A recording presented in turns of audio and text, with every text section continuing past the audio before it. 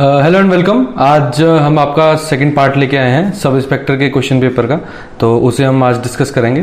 तो कल हमने फर्स्ट पार्ट डिस्कस किया था, आज हम सेकंड पार्ट जो है उसको स्टार्ट करने जा रहे हैं आपके पास। तो फर्स्ट क्वेश्चन की तरफ चलते हैं। INS, हाँ जी, यहाँ पे बेटा एक चीज़ ध्यान रखना कि ये जो क्वेश्चंस है ये 2019 के बेसिस के ऊपर आपके क्वेश्चंस हैं, क्योंकि ये एग्जाम आपका 2019 में हुआ था। तो जो करंट अफेयर्स होंगे वो सारे 2019 के बेसिस के ऊपर हैं, और ये करंट अफेयर सिर्फ आपको एक आइडिया देने के लिए कि उस समय में आपके पास एग्जामिनेशन जो है वो किस तरह से आया था। तो उसके बेसिस पे क्वेश्चंस है। तो इन करंट अफेयर्स को हम फटाफट करेंगे ताकि आपको इसका फटाफट आइडिया जो है वो लग जाए। फर्स्ट 15 क्वेश्चंस करंट अफेयर्स करेंगे। तो पहला क्वेश्चन बोलता है INS Ranjit which was recently demolished by Indian navy, ये 2019 में आपका इवेंट जो है वो हुआ था, was build by which of the following countries. तो आंसर इसका जो है दैट इज डी। इसके आंसर हम क्विकली फटाफट सॉल्व करते जाएंगे, D.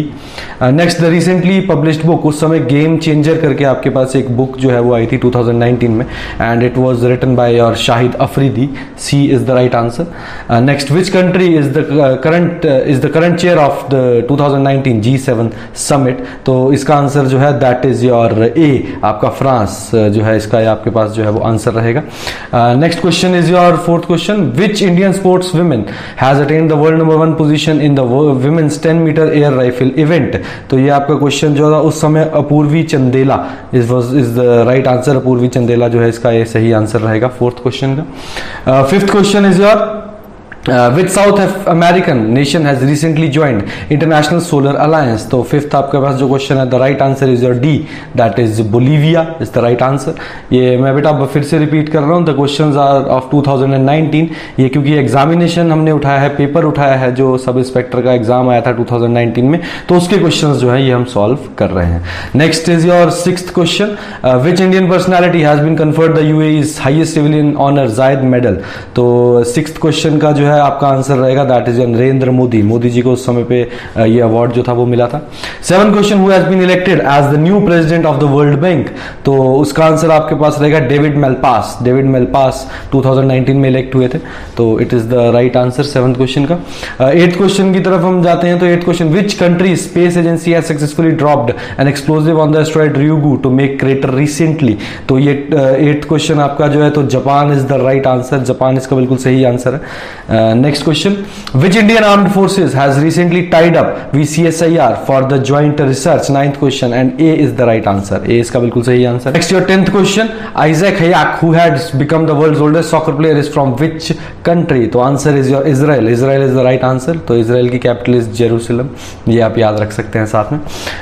Next is your 11th question, that is RBI has recently tweaked LCR norms to boost liquidity।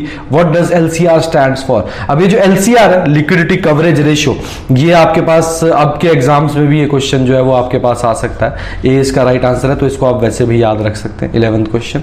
Next is your 12th question, which of the following banks has recently launched paperless account opening facility for NRIs। 12th question, तो इसका सही answer is your IDBI bank. IDBI bank ने इसको launch किया था, तो ये question आप याद रख सकते हैं। Next, what is India's rank in 2019 world press freedom index WPFI। तो 13th क्वेश्चन जो है उसका answer is your B, that is your 140 is the right answer. 140 को आप याद रखेंगे, 140 is the right answer. 14th question की हम बात करते हैं। तो Amar Pal who pass away recently was the legendary folk singer of which language. तो 14th का answer is your Bengali, C is the right answer, याद रख सकते हैं। तो next is your 15th question, और अब हम आ गए हैं आपका हिमाचल के ऊपर। तो अब हम थोड़ा डिटेल में चलेंगे। ये जो पिछले हमने क्वेश्चंस बताए थे, तो इस टाइप के क्वेश्चंस आपके एग्जाम में जो है वो देखने को मिलते हैं, तो उन क्वेश्चंस को आप देख सकते हैं, उस टाइप के क्वेश्चंस को आप स्टडी कर सकते हैं। बट वो क्वेश्चंस नहीं आएंगे जो हमने यहाँ डिस्कस किए। This was the type that was essential to understand कि आपके पास एग्जाम में कैसा क्वेश्चन जो है वो आता है। अब 15th क्वेश्चन हिमाचल का क्वेश्चन है, यहाँ से हम डिटेल में करेंगे। Who commanded the Mughal forces which subdued Kangra fort in 1620 AD। तो 15th का जो आंसर है दैट इज योर सी आपका आंसर रहेगा। 15th का जो आंसर है दैट इज योर सी, नवाब अली खान। और उस समय पे जो मुगल किंग थे, हिज नेम वाज जहांगीर। आपके जो जहांगीर थे, ही was the Mughal king in your Delhi. Delhi में मुगल किंग थे, थ्रोन के ऊपर उस समय बैठे हुए थे। His original name was Salim. Salim इनका ओरिजिनल नाम था, तो ये थ्रोन के ऊपर उस समय पे बैठे हुए थे, ठीक है जी। And he was the successor of your Akbar. इनसे पिछले जो किंग थे, हिज नेम वाज अकबर। तो जहांगीर के रूल के दौरान नवाब अली खान ने सबड्यू किया था आपका Kangra fort in 620 AD। In which century was Mandi state founded? 16th question. The answer is your 14th century. 14th century ये आपके पास आंसर रहेगा इसका 14th, डी ऑप्शन, 16th का D is the right answer. Next हम 17th की तरफ move करते हैं। When Gandhi ji visited Shimla for the first time? 17th question. The answer is A 1921। 1921 को आप करेक्ट टेक करेंगे, 1921 इज द राइट आंसर। और इसी समय गांधी जी की बातचीत भी हुई थी उस समय में जो वाइस रॉय थे रीडिंग के साथ, तो that is known as Gandhi reading talks 1921। And 1921 is the year जिस समय पे Mahatma Gandhi non cooperation movement India में चला रहे थे। इंडिया में उस समय पे नॉन कोऑपरेशन मूवमेंट जो है वो चल रही थी and it was on its prime. आपके प्राइम में 1921 में non cooperation movement was going on. Next is your 18th question. 18th question की हम बात करते हैं। Who started the Shivratri fair of Mandi at Purana Mandi? तो 18th का आंसर जो है that is your Ajbar Sen. B is the right answer. तो बेटा बी आंसर हम याद रखेंगे। 18th question.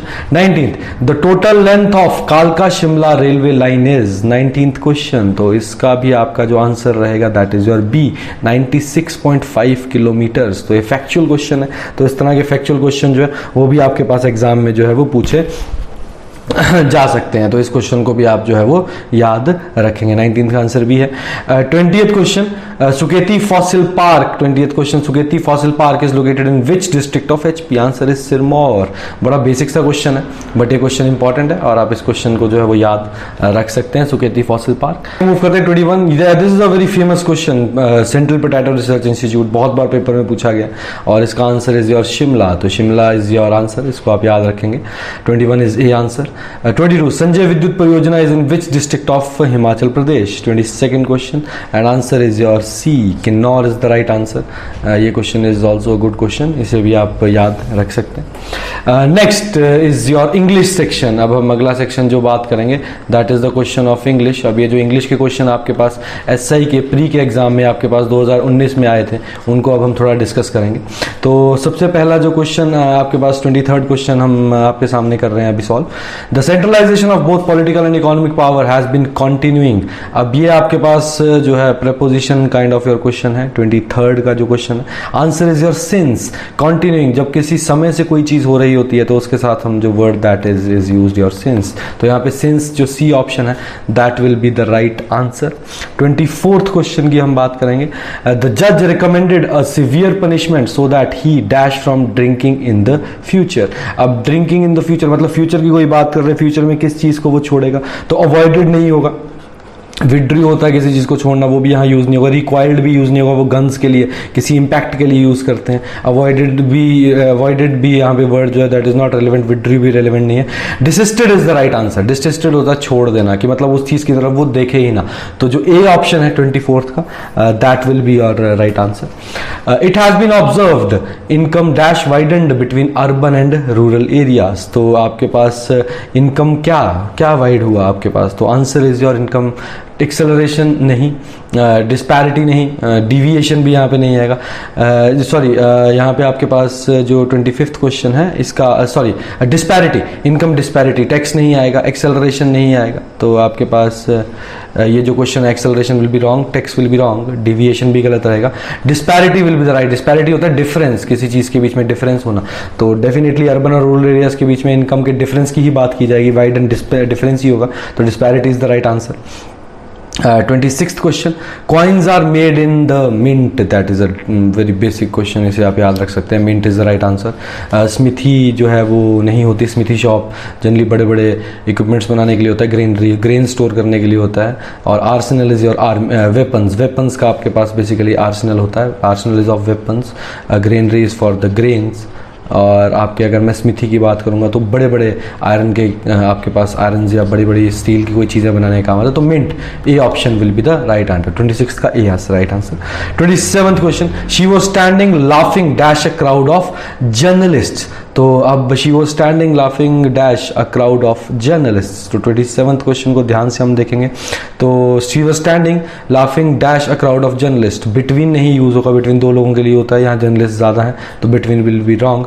इन भी नहीं होगा क्योंकि ज़्यादा ग्रुप की बात है, किसी के बीच में बैठ के नहीं। विद और अमंग में हमको प्रॉब्लम आएगी, बट जब हम ग्रुप की बात करते हैं तो among is the right answer. तो ए ऑप्शन जो है यहाँ पे हम विद होता है किसी चीज़ के साथ चलना या किसी साथ को कंपनी करना, अमंग होता है किसी ग्रुप में बैठ के आप बात कोई कर रहे हैं। तो 27th का A answer will be the right answer. 28th question की हम बात करते हैं।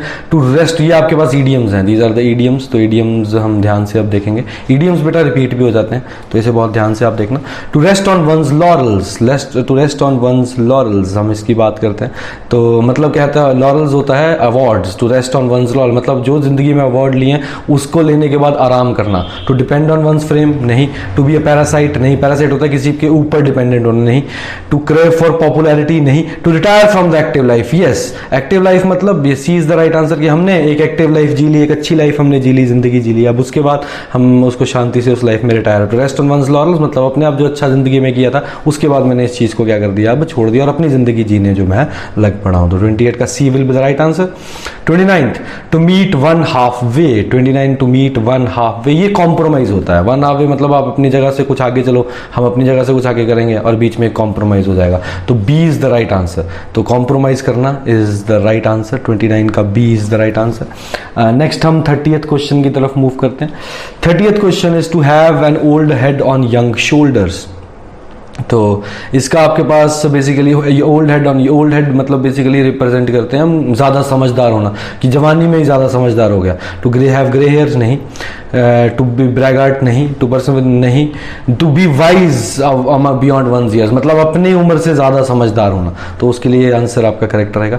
निगर इज अ वुड पाइल, तो निगर इज अ वुड पाइल ये थोड़ा सा टिपिकल था तो इसको हम याद ही कर लेंगे। Something that spoils a good thing, तो ये डी ऑप्शन जो है that will be the right answer. थोड़ा सा डिफिकल्ट था, टिपिकल था, तो इसको आप डी जो है इसको हम करेक्ट आंसर बोल सकते हैं। 31 का D. Next is your 32, this is the opposite meaning. तो जो फीबल वर्ड होता है उसका फीबल का ऑपोजिट होता है, फीबल इज बेसिकली वीक, तो वीक और मीक और तो नहीं होगा, तो रोबस्ट बी ऑप्शन। इसमें हमारे पास जो 32nd हमारे पास क्वेश्चन है तो इसमें B option will be the right answer. B is the right answer 32। 33 का घास्टली, घास्टली का ऑपोजिट होता है प्लेजेंट। घास्टली होता है कोई चीज़ जो बहुत अनप्लेजेंट सी होती है, तो A option will be the right answer. A इसका बिल्कुल सही आंसर है।